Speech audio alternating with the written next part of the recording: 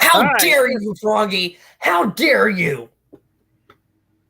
What? I didn't do anything. It was the frog. That's a lie. That's a lie, and you know it. I'm going to expose you for the little bitch you are. Where was the frog?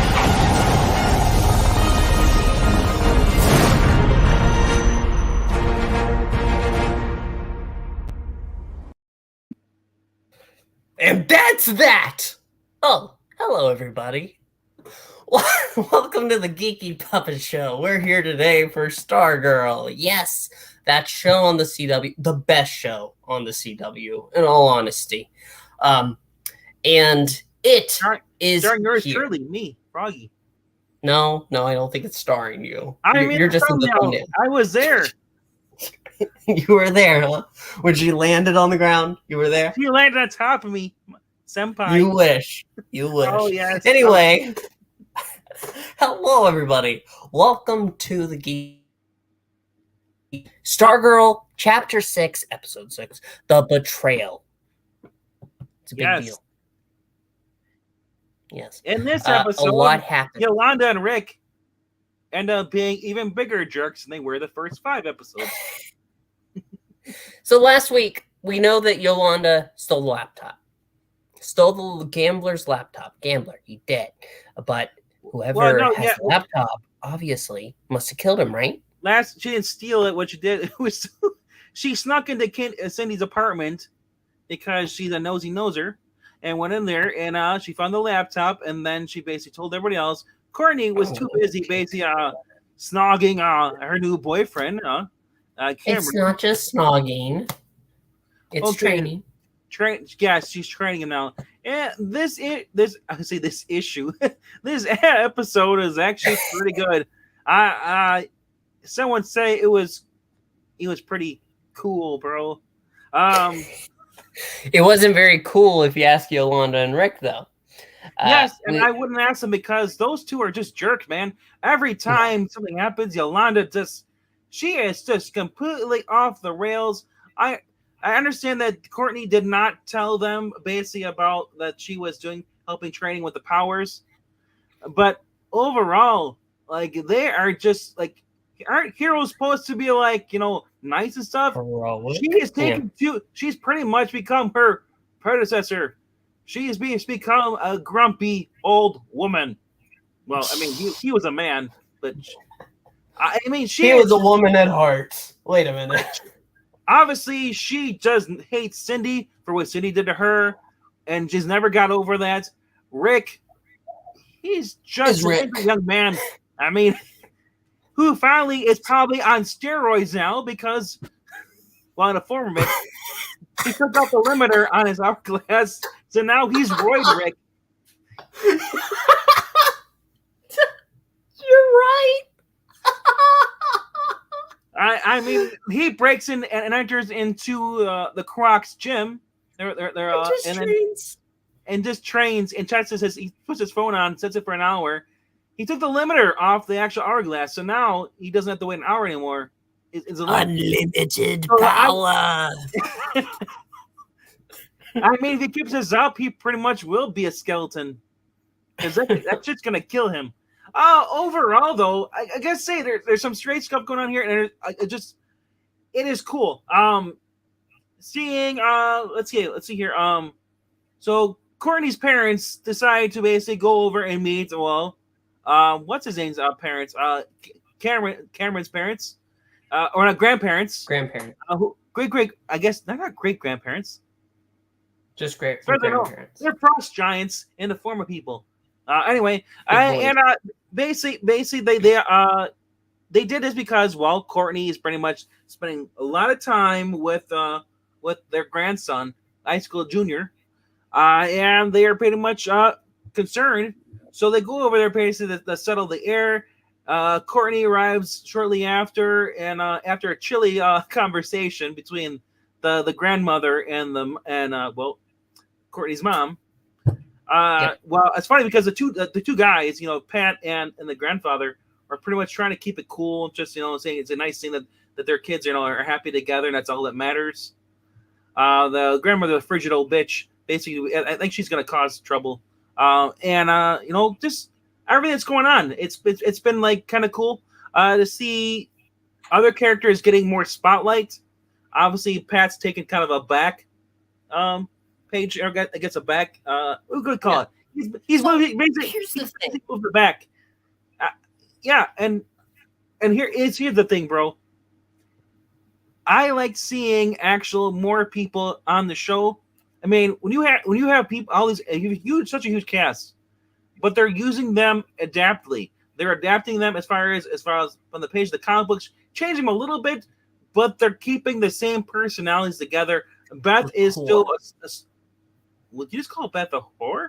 What the hell? A core. They're keeping their cores. I said Beth, and all I heard was or. I was like, no, no, but that's great. Even in this episode, that would not be great if she was. Oh, that's horrible. Oh, anyway, no, she's underage, and second of all, no, oh, jeez. Yeah, so again, Beth. What the hell is this conversation?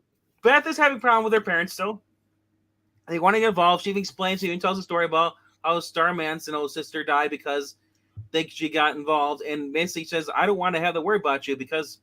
And so her parents, who are overly annoying, are think, they get a little butthurt, whatever, because she blocked them because they would not leave her alone. Well, they blocked them. Well, she blocked them, but they were trying to contact them for other reasons.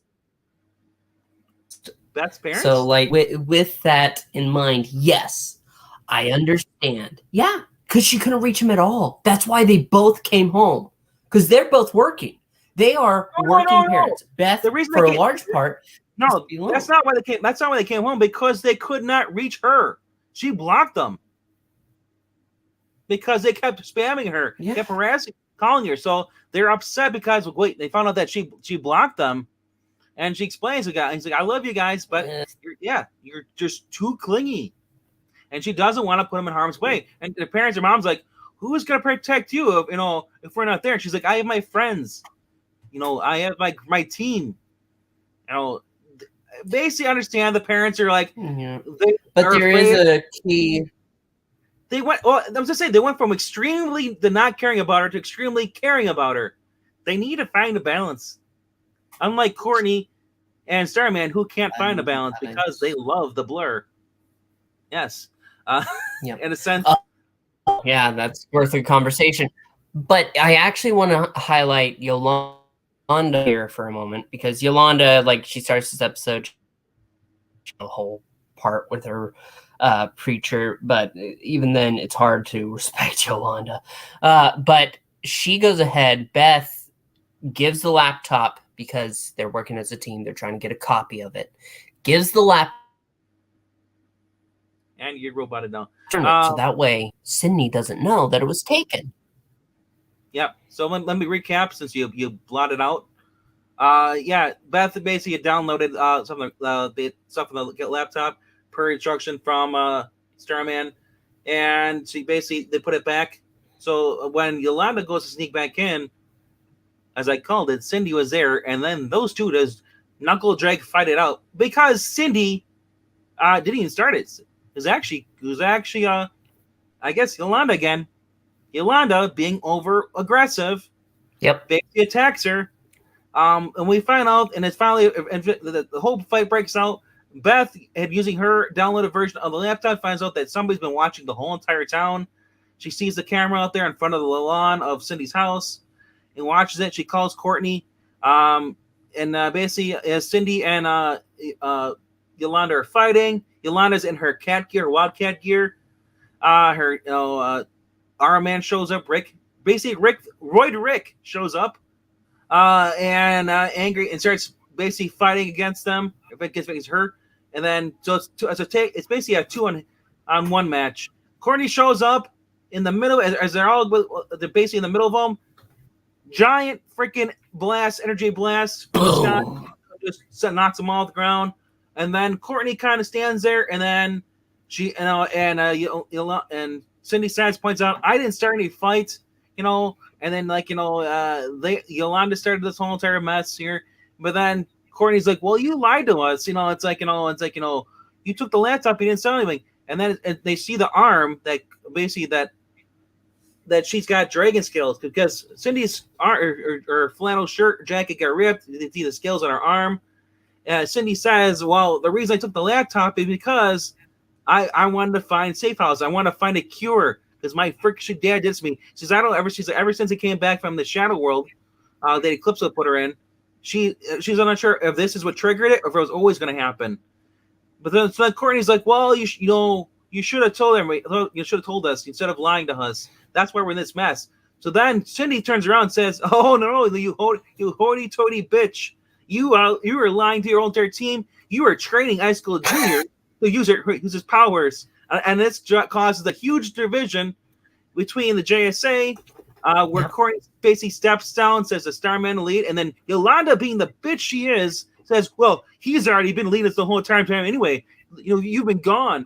I'm like, somebody just punch her in the face. Snotty little brat. I just want to. You make. But Courtney goes home, and Starman comes by to give her a chat and basically say they're unhappy with you. Doesn't mean you're off the team. Doesn't mean you're going anywhere. It doesn't matter what they want. You see something good. My sister saw something good in like Brainwave and had a son with him. And it was Icicle who made Brainwave turn around and betray them, as it were. And with that, he is just, Starman goes ahead and says, listen, you see the good in people. You have a good heart and a good gut.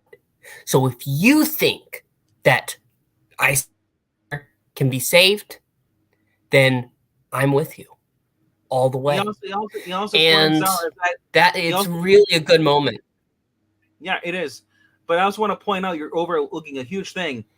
Pat had walked in on this. They didn't see him, but Pat had been sitting at the door, and Starman says, your father, Pat, I'm sure he's always told us, to find a balance of things. You and I, we're not afforded that kind of privilege. We're not built that way. We get off, obviously, on being Stargirl and Starman. We love it. We love the thrill of it. And sometimes for our own too good. And there's always and this is where the blur comes in the pack. No, that's not before the blur. It's your world is always going to blend. Stargirl and Courtney are going to blend in each other, and that's all right because there's no Stargirl without Courtney, and there's no Courtney without Stargirl. It's who you are, and to basically embrace it. And I love how he points out. He's like, as far as the JSA, it's not about what they want. It's about helping people. That's what the JSA is, to help people. Not to persecute. We're not the judge jury. We're there to also help. And I gotta say, man, they need a Superman on this team. If Superman was there and he heard them saying, he's like, I would love to say, like Yolanda say, Superman, you're a jerk because you're making sense and I'm a bitch. Oh my gosh. So, like I said, I just really hate Yolanda. I'm sorry for those who love Yolanda. Great actress. She really made her. That's probably the writer. I don't believe you're sorry. No, I'm also a Cindy simp too. So go Cindy, and go young JSA. I want the All-Stars. Because that's the other thing. Mike and Yakeem. Well, you're roboting. I can't hear. Mike and Jakeem end up going over to Cindy's house, and basically, while they're talking to each other, it's like, well, no, we're gonna win her over. We need her. She's got connections of we can solve this.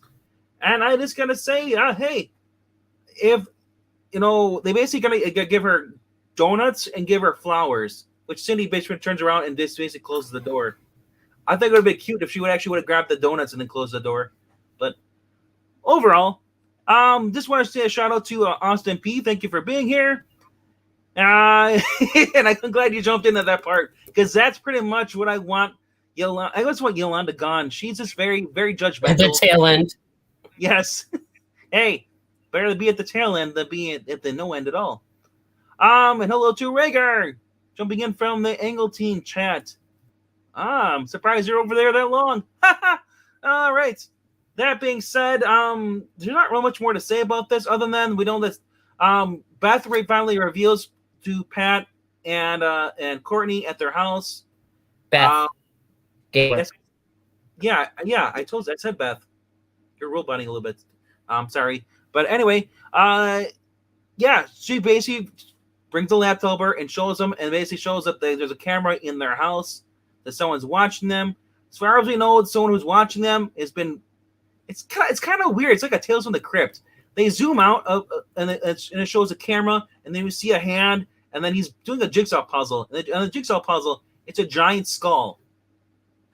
So it's kind of weird. So more hints as far as Director Bones from the DEO.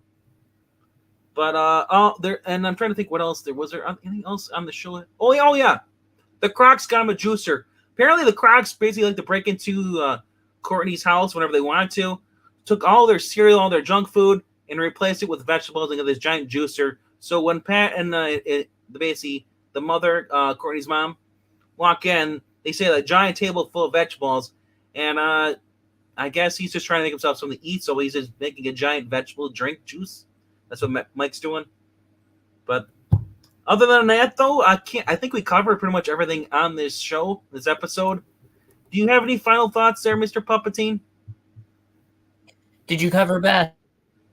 Yes, I covered Beth. Did you cover Beth? Yes, I covered Beth. Apparently, you can't hear me.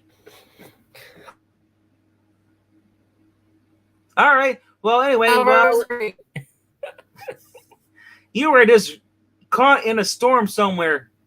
To contribute to this channel, please leave a like, leave a comment down below after the stream. Helps with the algorithm. Obviously, if you're watching the stream, we love when people watch and leave comments in the stream. It also helps out the live stream versus having nobody in the chat. So I appreciate you guys for showing up and talking. Even if you want to insult us in the chat, we don't care. Also, if you want to also help out the channel, and you want to do more than just leave a comment, if you want to leave $1 or more, we have a Ko-Fi link. It'll be scrolling across the stream in a couple of minutes. At the bottom there, it is kofi.com/puppetine. Where does this money go to? Well, it doesn't go to my Taco Bell fund there much. What it does go to actually is the Marvel Unlimited app and the DC Infinite app, which we use for our reading. That costs a lot of moolah. Puppetine has to work harder under the bridge in order to afford that the liberties for that. Also, it only goes towards the StreamYard Premium service, which he pays every month. So the guy's paying a lot of money here. So if you want to chip in, help the channel out, feel free. If you can't afford it, that's so cool. There are ways to help out the channel other than giving money. You can word of mouth, like I said, like, subscribe, leave a comment. Those are the biggest things you can do to help us out. And thank you very much. And I hope you guys will enjoy, the rewatch. Actually, Marani, hello to Marani. You just came at the tail end. She's got the Ko-Fi link in there, too. Awesome. Thank you very much. Yes, Awesome P, I understand you don't like Taco Bell. It's the same reason why people don't like McDonald's or anything else. I hate Qdoba. We all have our preferences, but that being said, I'm rambling, and let's hop off here. And I'll see you off, guys. We'll see you tomorrow for the reading. And check out, there's a retrospective on The Tomb of Dracula, issue 1. Goodbye.